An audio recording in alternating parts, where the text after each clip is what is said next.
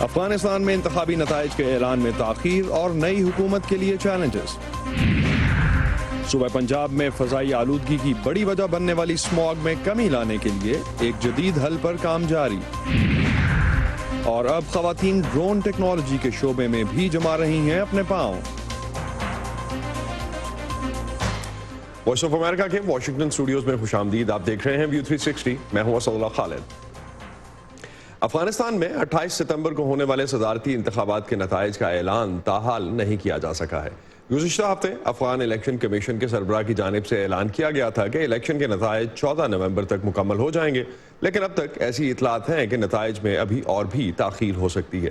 تکنیکی مسائل، بے ضابطگیوں اور دھاندلی کے الزامات کی وجہ سے ان نتائج کا اعلان پہلے بھی تاخیر کا شکار ہو چکا ہے۔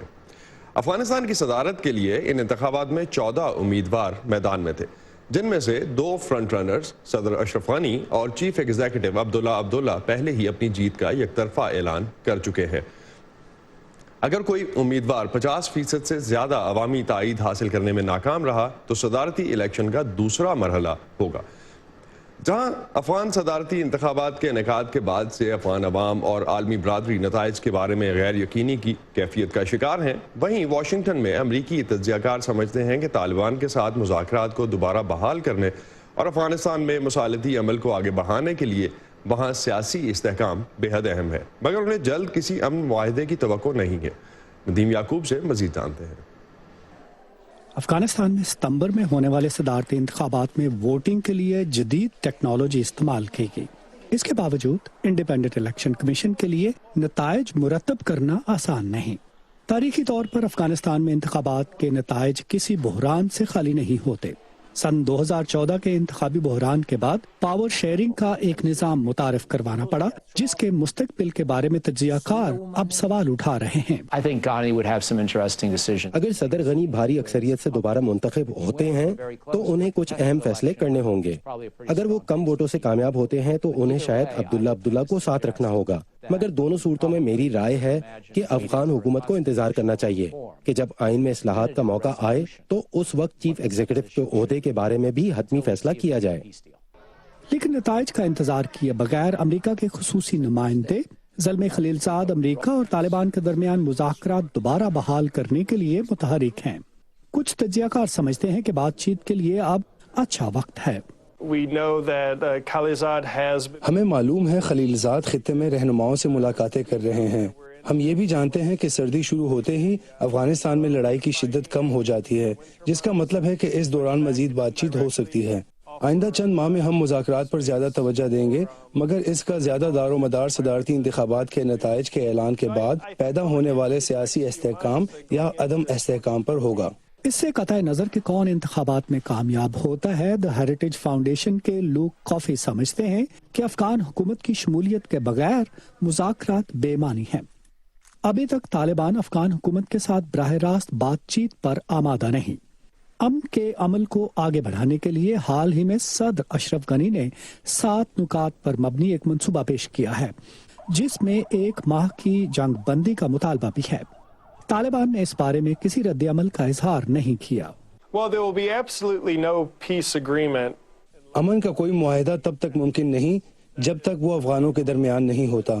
طالبان کو معلوم ہے کہ امریکہ کی اولین ترجیح ہے کہ وہ افغان حکومت کے ساتھ مذاکرات کریں، اور امریکہ کو معلوم ہے کہ طالبان افغانستان سے امریکی فوج کی واپسی چاہتے ہیں، تو اس وقت دونوں ایک دوسرے سے زیادہ مراعات حاصل کرنا چاہتے ہیں۔ بروکنگز انسٹیٹیوشن سے منسلک تجزیہ کار مائیکل اوہینلن جلد کسی معاہدے کے طے پانے کے بارے میں زیادہ پر امید نہیں۔ اس وقت تو لگتا ہے کہ افغان قیادت میں کوئی بھی مذاکرات کامیاب نہیں ہوں گے۔ اگر طالبان سمجھتے ہیں کہ صدر ٹرمپ آئندہ برس کے انتخابات سے پہلے فوج نکال لیں گے تو پھر وہ کیوں کوئی رعایت دیں گے؟ اگر امریکہ مذاکرات دوبارہ بحال کر بھی لے تو میرا خیال ہے کہ سن 2020 میں کوئی بڑی پیش رفت نہیں ہوگی۔ امید رکھنی چاہیے کہ سن 2021 میں کوئی حتمی معاہدہ طے پا جائے۔ تاہم تجزیہ کار سمجھتے ہیں کہ صدر ٹرمپ نے طالبان کے بارے میں زیادہ حقیقت پسندانہ سوچ اپنا لی ہے، جس کی وجہ سے یہ ممکن ہے کہ اب طالبان مذاکرات کو زیادہ سنجیدگی سے لیں۔ ندیم یعقوب، وائس آف امریکہ، واشنگٹن۔ امریکہ کے محکمہ خارجہ نے سن 2018 میں دنیا بھر میں دہشت گردی کے حوالے سے اپنی سالانہ رپورٹ میں افغانستان کی صورتحال کا بھی احاطہ کیا ہے۔ رپورٹ کے مطابق افغانستان میں افغان طالبان، حقانی نیٹ ورک اور داعش خراسان کی طرف سے دہشت گرد حملوں میں اضافہ ہوا۔ ان حملوں کا target Afghan security forces, Afghan حکومت، غیر ملکی افواج اور عام شہری رہے۔ 30 اپریل 2018 کو ہونے والے ایک حملے میں 10 صحافی بھی مارے گئے۔ رپورٹ میں کہا گیا ہے کہ 2018 میں افغانستان کو اپنی سرحدوں کے تحفظ میں مسائل کا سامنا رہا، خاص طور پر پاکستان اور ایران سے جڑے بارڈرز کو محفوظ بنانا ایک مشکل امر تھا۔ افغانستان اور پاکستان کے امن عمل کے منصوبے کے تحت جولائی میں پہلی بار بات چیت تو ہوئی اور دونوں ممالک کی طرف سے آگے چل کر سرحد کے دونوں جانب فورسز کے درمیان بہتر مواصلات کے نظام کی ضرورت پر آمادگی بھی ظاہر کی گئی، لیکن اس پر ابھی تک کوئی پیش رفت نہیں ہو سکی۔ رپورٹ میں افغانستان کی جانب سے ٹیرر فائنانسنگ اور منی لانڈرنگ کے حوالے سے کیے گئے اقدامات پر بھی بات کی گئی، جس میں اداروں کی جانب سے عدم تعاون اور عدم قابلیت کی طرف اشارہ کیا گیا۔ رپورٹ میں کہا گیا ہے کہ مالی معاملات کی تحقیقات کے لیے محکمے ایک دوسرے سے کم تعاون کرتے ہیں۔ افغانستان کے موجودہ حالات اور اس بارے میں خطے میں پائے جانے والے خدشات پر بات کرنے کے لیے اس وقت ہمارے ساتھ اسکائپ پہ ہمیں جوائن کر رہے ہیں افغان امور کے ماہر رحیم اللہ یوسفزئی صاحب۔ یوسفزئی صاحب، تاریخی طور پر کم ترین ٹرن آؤٹ اس دفعہ کے افغان الیکشنز میں رہا اور نتیجہ اس کا ابھی تک بھی افغان حکومت سامنے نہیں لا سکی۔ حکومت تو اس کی وجہ بتاتی ہے کہ دشواریاں ہیں، کیا کہانی اس سے مختلف ہے جو بتائی جا رہی ہے؟ دیکھیں، افغانستان میں تو پہلی بار انتخابات نہیں ہو رہے۔ طالبان کی حکومت کے خاتمے کے بعد 2001 میں 7 انتخابات تو ہو چکے ہیں، اور پچھلی بار بھی کوشش کی گئی تھی کہ بایو میٹرک سسٹم کو استعمال کیا جائے، تو اس کی تربیت بھی دی گئی ہے اور کافی تیاری ہوئی ہے۔ 2 بار تو یہ صدارتی انتخابات ملتوی ہو گئے تھے، تو مزید وقت بھی الیکشن کمیشن کو مل گیا تھا۔ میرے خیال میں اس میں کئی وجوہات ہیں۔ ایک تو تکنیکی وجوہات بھی ہیں، ٹرن آؤٹ کم رہا، نتائج جو ہیں وہ مرتب نہیں ہو رہے، بار بار اس میں ڈیلے ہو رہا ہے، لیکن پھر طالبان نے جو دھمکیاں دی وہ بھی کارگر ثابت ہوئی۔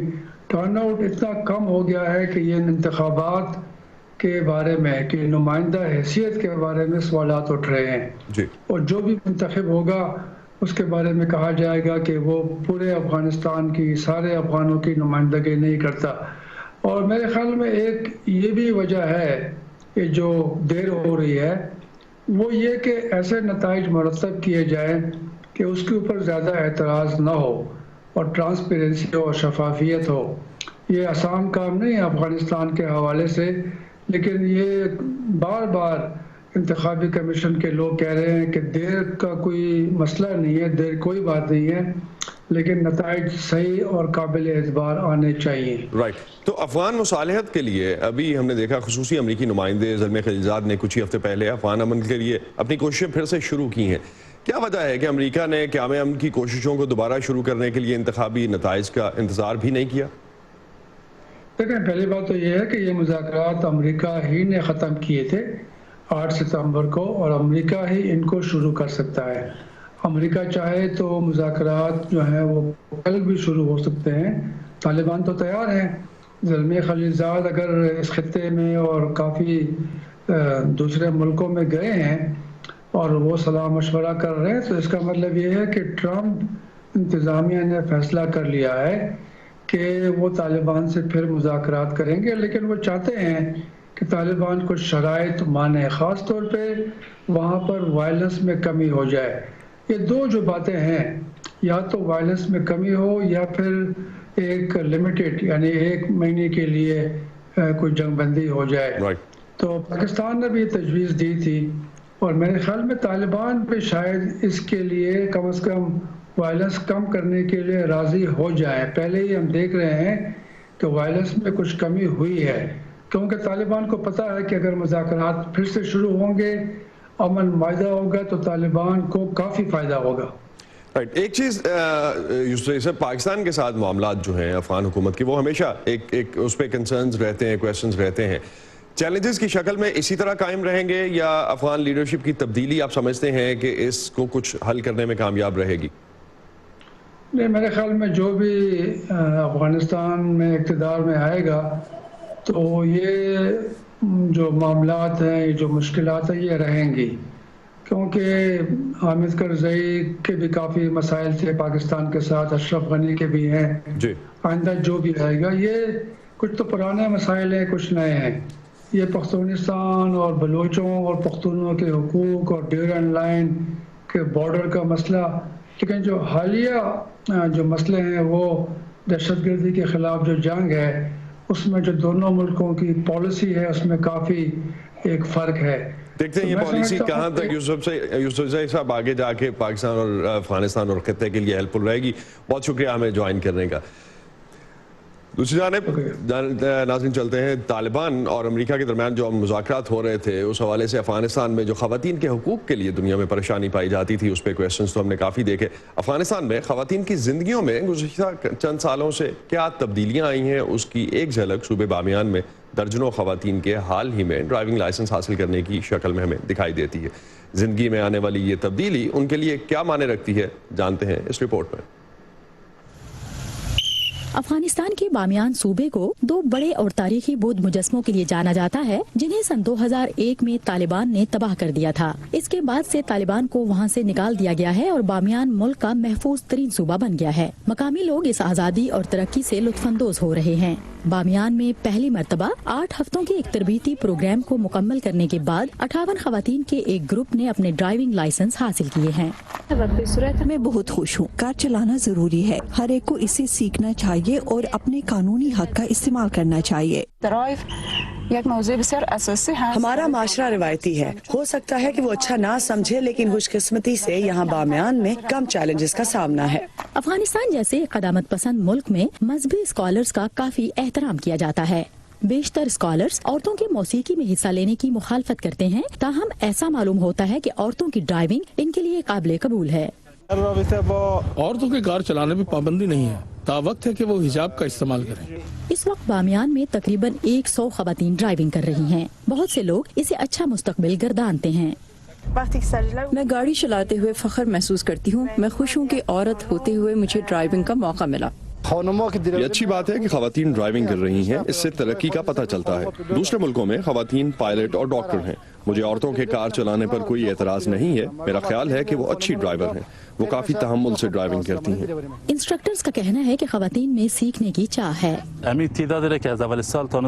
इस साल के शुरू से खवातीन के जिस ग्रुप को हम तरबियत देते रहे वो निहायत ज़हीन थी और वो काफी दिलचस्पी लेती हैं। बामियान की ट्रैफिक पुलिस को तवक्को है कि आइंदा बरस ड्राइविंग कोर्स में शिरकत करने वाली खवातीन की तादाद में खासा इजाफा होगा। सफर बामियानी के साथ सादिया ज़ेबरान, वॉइस ऑफ अमेरिका। क्या पाकिस्तान में साइबर क्राइम बढ़ रहे हैं और उनमें इजाफे की वजूहात क्या हैं? जानिए हमारी वेबसाइट पर इस खुसूसी मजमून के जरिए, और इसके अलावा आप अपनी राय भी हमसे शेयर कर सकते हैं facebook.com/VOA उर्दू के पेज पर। ट्विटर पर हमारा हैंडल है @UrduVOA। ज्यादा सर्दी या गर्मी, स्कूल तो हम छुट्टियां होते हुए देखते ही थे, लेकिन आज लाहौर के तमाम स्कूल अचानक स्मॉग बढ़ने की वजह से बंद हुए। ये बहस एक तरफ के फिजाई आलूदगी के लिए जिम्मेदार कौन है, गुज़िश्ता कई सालों से ये अवाम के लिए लम्हा फिक्रिया जरूर बन चुकी है। साइंसदान इसके हल के लिए कोशिशें जरूर कर रहे हैं। पाकिस्तान के कुल फजले का 40% ज़रई मवाद पर मुश्तमिल है, जिसे खुली फिजा में जलाने से स्मॉग बनती है। लेकिन अगर इसे रिसाइकिल करके इस्तेमाल किया जाए तो माहौल दोस्त ईंधन बनाया जा सकता है। सुबह पंजाब के शहर मुरीदके में और लाहौर समेत आसपास के शहरों से ऐसा ही फजला जमा करके सस्ती गैस बनाने की कोशिशें की जा रही हैं। तफसीली रिपोर्ट जानते हैं समन खान से। लाहौर से तकरीबन 60 किलोमीटर दूर मुरीद के मैकाइमिस फैक्ट्री में बायोमास की रिसाइकलिंग होती है।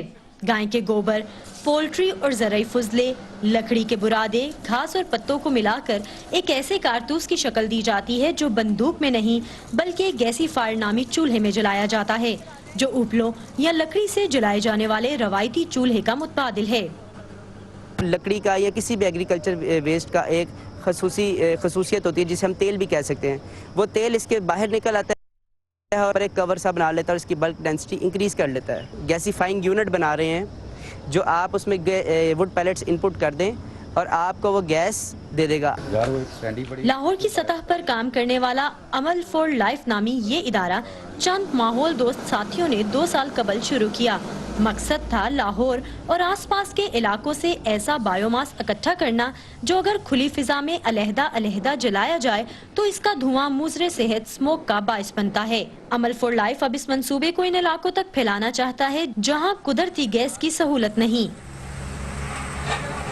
बड़े एरिया से एक वेस्ट को कलेक्ट करके लाना, उसके ऊपर ट्रांसपोर्टेशन लेबर कॉस्ट ज़्यादा आ जाती है, इसलिए हमारा आइडिया ये है कि इसको यूनियन काउंसिल लेवल के ऊपर ही छोटे यूनिट्स लगाए जाएं और वहीं पे मकामी सतह पे जो वेस्ट है उसको वहीं पे इकट्ठा करके वहीं पे इसके पैलेट्स बना के उसी यूनियन काउंसिल में इसको यूटिलाइज कर लिया जाए, सेल कर दिया जाए। इसका इस्तेमाल देही इलाकों की ख्वातीन के लिए भी आसान बनाने की कोशिश की गई है। फैन है वो हमें उसकी सेकेंडरी जो उसकी एयर है और प्राइमरी एयर को मिक्स करके हम चलाते हैं। उस फैन को चलाने के लिए हमें थोड़ी सी एनर्जी चाहिए होती है, वो आप पावर बैंक से भी चला सकते हैं, किसी मोबाइल फ़ोन के किसी भी अडॉप्टर से चला लें आप, आम मोबाइल फ़ोन जो आम हम इस्तेमाल करते हैं। सोलर की हम प्लेट्स भी साथ देंगे, सोलर के जरिए आपको किसी बिजली की ज़रूरत नहीं है, सोलर से आप डायरेक्टली इसके चूल्हे को चला सकते हैं ईजीली। चाय पक जाती है ते आंधी वगैरह ही पक जाता है, हांडी पक जाती है, जिससे हमारा करिए रोटी पक जाती है, अलग पक जाता है भी बालन दा भी काट खर्चा होता है, वो तो बालन दा ज़्यादा धुआं ज़्यादा आंदा सी से धुआं भी काट भी आंदा। इसी प्लेटफॉर्म के जरिए लोगों में जीरो वेस्ट के मुतालिक शऊर उजागर किया जा रहा है, जिसमें मुख्तलिफ स्कूलों में बच्चों को गीले और खुश्क कचरे के लिए 2 अलग कूड़ादान इस्तेमाल करना सिखाया जा रहा है ताकि रिसाइकलिंग में मुश्किल ना हो। माहिरीन का कहना है कि पाकिस्तान को दरपेश माहौलियाती चैलेंजेस से निमटने के लिए हुकूमत की जानिब से किए गए इकदामात का इंतजार करने की बजाय इनफरादी तौर पर किरदार अदा करने की ज़रूरत है, क्योंकि सरसब्ज और साफ सुथरे पाकिस्तान की जानिब उठने वाला हर कदम ही अहम है। Saman Khan, Voice of America, Lahore.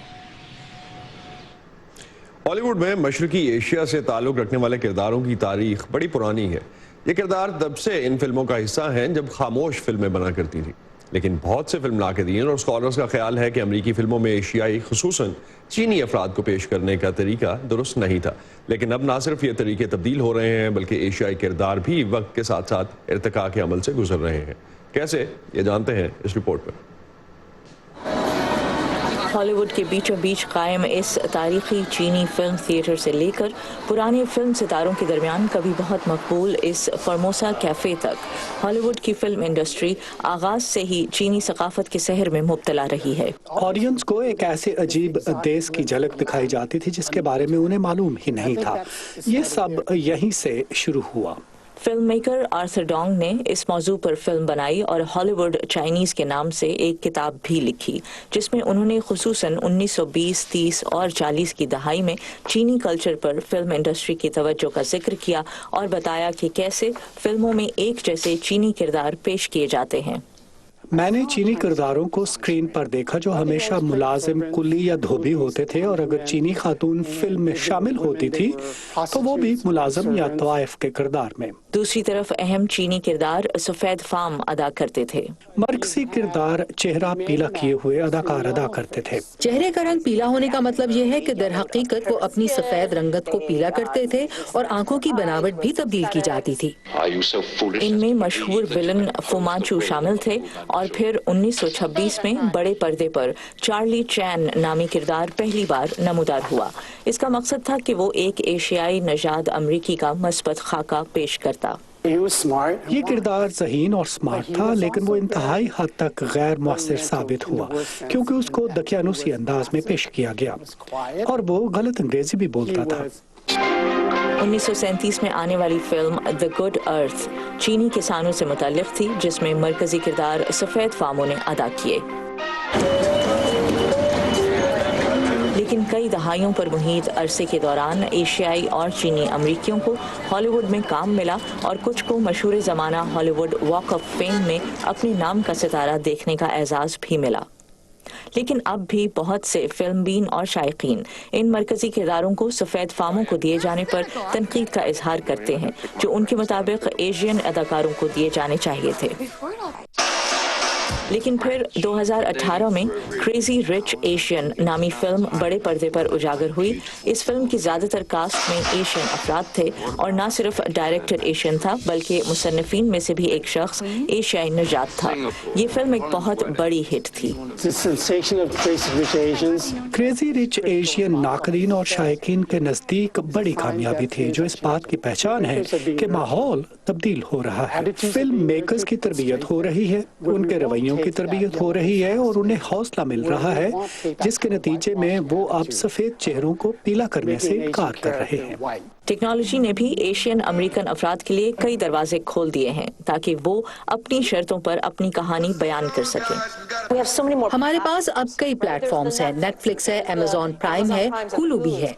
America में एशियाई नजाद अफराद की तादाद में तेजी से इजाफा हो रहा है और नई आने वाली एशियन अमेरिकन की नस्ल अब मुख्तलिफ डिजिटल प्लेटफॉर्म्स को भी इस्तेमाल कर सकती है ताकि बॉक्स ऑफिस पर रिवायतों को तोड़कर अपनी कहानियां बयान कर सकें। एलिजाबेथ ली के साथ नुखबत मलिक, वॉइस ऑफ अमेरिका। एक जमाना था जब जहाज उड़ाने का शोबा मर्दों की इजारादारी वाले शोबों में से एक था। फिर दुनिया भर में खवातीन ने एयर पायलट्स बनकर इजारादारी को ख़त्म किया। आज ड्रोन्स के शोबे में ऐसी ही सूरत हाल नज़र आती है, जहां ड्रोन उड़ाने वाली या इस्तेमाल करने वाली खवातीन की तादाद में आहिस्ता आहिस्ता इजाफा हो रहा है। हमारी अगली रिपोर्ट में मिलिए एक ऐसी अमरीकी ड्रोन पायलट से जिन्होंने अपनी जैसी दूसरी ड्रोन पायलट्स के लिए एक कम्युनिटी की बुनियाद रखी है। जब मैं एक छोटी सी बच्ची थी तब से दीवार चीन को देखने का ख्वाब था। जब मुझे पता चला कि मैं अपने सफर की कहानी एक बिल्कुल नए जाविये से बयान कर सकती हूँ, तो मैं जैसे इसकी मोहब्बत में गिरफ्तार हो गई। ड्रोन चलाने वाली नई ड्रोन पायलट एलेना ब्रोनोस्ट्रो जब चीन के अपने पहले बड़े ड्रोन सफर से वापस आई तो उन्होंने अपने जैसी ड्रोन चलाने वाली दीगर खवातीन को तलाश किया, लेकिन उन्हें एक ऐसी कम्युनिटी मिली जिन पर मर्दों का राज था। लिहाजा उन्होंने खुद एक कम्युनिटी का आगाज किया। अमेरिका में सर्टिफिकेट रखने वाले ड्रोन पायलट्स में से 6% से भी कम खवातीन हैं। लिहाजा मैंने जरूरत के पेश नजर अक्टूबर सन 2017 में विमेन हु ड्रोन के नाम से एक कम्युनिटी बनाई, जिसका मकसद दुनिया भर में ड्रोन उड़ाने वाली खवातीन के दरमियान राब्ता उस्तवार करना था। जल्द ही उनकी कम्युनिटी मशहूर हो गई। वो कहती हैं कि अब ड्रोन चलाने वाली 30,000 से ज्यादा खवातीन रोजाना की बुनियादों पर वीडियोस की शक्ल में अपने ड्रोन तजर्बात को शेयर करती हैं, लेकिन वो यहाँ रुकी नहीं। सिनेमेटोग्राफी, फोटोग्राफी, रात से लेकर डेटा इकट्ठा करने की नौकरी, मैराथन, स्कीइंग, स्नो बोर्डिंग को रिकॉर्ड करने तक बहुत सी ऐसी चीजें हैं जिन्हें रिकॉर्ड करने के लिए आप ड्रोन इस्तेमाल कर सकते हैं। दुनिया भर में इसके मेंबर मुलाकातें करते हैं, इसकी तरबियत हासिल करते हैं और हुकूमती सर्टिफिकेट लेने के लिए ऑनलाइन मदद फराहम करते हैं, जो अमेरिका में कमर्शियल ड्रोन चलाने के लिए जरूरी है और ऐसे ड्रोन पायलट्स की मार्केट में जरूरत भी है। खवातीन छोटी उम्र से ही ड्रोन तक रसाई हासिल नहीं कर पा रही क्योंकि हौसला अफजाई नहीं की जा रही। इस मैदान में दाखिल होने के लिए उनके सामने कोई खास मिसालें नहीं जो उनकी हौसला अफजाई कर सकें। वो कहती हैं कि खवातीन के ड्रोन न चलाने की एक वजह ये भी है कि इस काम को एक मर्दाना काम के तौर पर पेश किया जाता है। हम स्कूलों में जाते हैं और हम लड़कियों और लड़कों से ड्रोन टेक्नोलॉजी के बारे में बात करते हैं और इसका तजर्बा करके दिखाते हैं। हम उन्हें दिखाते हैं कि क्लासरूम में छोटा ड्रोन कैसे इस्तेमाल किया जा सकता है। फिर हम उन्हें बाहर ले जाते हैं और बड़े ड्रोन चलाकर दिखाते हैं। उन्हें इस रवैयों में तब्दीली लाने की उम्मीद है, इसलिए वो बच्चों में ड्रोन चलाने का शौक उजागर करना चाहती हैं। दुनिया को बदलने के लिए एक वक्त में एक ड्रोन। जेना मिचेल के साथ Iram Abbasi, voice of America. ये था आज का व्यू 360 प्रोग्राम। पर फीडबैक के लिए आप आ सकते हैं facebook.com/VOA उर्दू के पेज पर। इसके अलावा हमारा ट्विटर और इंस्टाग्राम पर हैंडल है @urduvoa, जिसे आप फॉलो कर सकते हैं। अपना कंटेंट भी हमसे शेयर कर सकते हैं। अब तक के लिए इतना ही। असदुल्लाह खालिद को इजाजत दीजिए। खुदा हाफिज।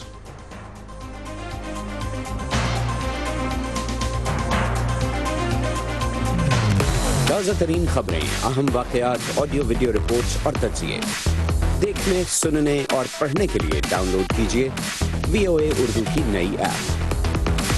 खबरें अब हर वक्त आपकी मुट्ठी में।